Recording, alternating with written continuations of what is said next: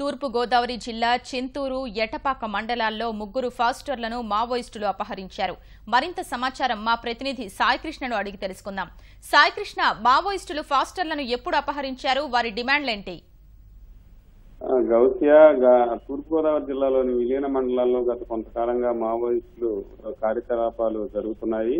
గత కొన్ని రోజులుగా వీరంతా మావోయిస్టులు కరపత్రాలు ముద్రించి వారోత్సవాలు నిర్వహించారు, స్తూపాలు కట్టారు. గత 2-3 నెలలుగా ఈ కార్యక్రమాలన్నీ యథేచ్ఛగా జరుగుతున్నాయి. పోలీసులు కూడా నిఘా పెంచి అప్రమత్తమయ్యారు. అయినప్పటికీ గత వారం ఓ పాస్టర్ కుమారుణ్ణి మావోయిస్టులు అపహరించారు. తాజాగా ఇవాళ ముగ్గురు పాస్టర్లను ఎటపాక, చింతూరు మండలాల్లో అపహరించిన ఘటన వెలుగులోకి వచ్చింది. అయితే దీనిపై పోలీసులు ప్రస్తుతం విచారణ చేస్తున్నారు. దీనిపై సంబంధించి వివరాలు చెప్పేందుకు ఇంకా సమాచారం పూర్తి స్థాయిలో అందాల్సి ఉంది. అయితే ప్రాథమికంగా సమాచారం బట్టి ముగ్గురు పాస్టర్లను కూడా మావోయిస్టులు అపహరించారనేది పోలీసు ఇన్ఫార్మర్ నెపంతో అపహరించారనేది ప్రాథమిక సమాచారం పట్టింది. ఇంకా పూర్తి వివరాలు అందాల్సి ఉంది. గౌతమ్, పాస్టర్ల అపహరణపై పోలీసులు ఏమంటున్నారు సాయికృష్ణ?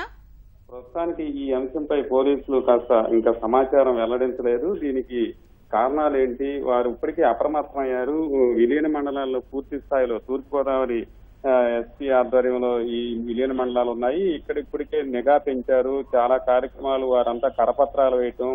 ఈ 4 మండలాలు ప్రధానంగా చింతూరు, ఎటపాక, వరరామచంద్రాపురం, కోనవరం మండలాల్లో కరపత్రాలు, స్తూపాలు జాతీయ రహదారిపై దండకారణ్యానికి దగ్గరలో ఉండటం, ఇక్కడ వారోత్సవాలు నిర్వహించారు. గత 2 నెలల క్రితం కూడా ఈ కార్యక్రమాలన్నీ ఊపందుకున్న నేపథ్యంలో పోలీసులు అప్రమత్తమై నిఘా పెంచారు, కూంబింగ్ కూడా నిర్వహిస్తున్నారు. అయినప్పటికీ మావోయిస్టులు మాత్రం మరింత ముందుకు సాగుతూ వారి కార్యకలాపాలు విస్తరించారు. ఈ నేపథ్యంలోనే ముగ్గురు పాస్టర్లు అపహరించడం కూడా వెలుగులోకి వచ్చింది. దీనిపై తూర్పుగోదావరి జిల్లా యంత్రాంగం అప్రమత్తమైంది. పోలీసులు పూర్తి స్థాయిలో విచారణ చేపట్టి దీన్ని ఎందుకు కారణాలు ఏంటి అనేది ఇంకా వెల్లడించాల్సి ఉంది. దానికి సమాచారం మాత్రం ఇంకా అందాల్సి ఉంది. గౌసియా, ధన్యవాదాలు సాయికృష్ణ.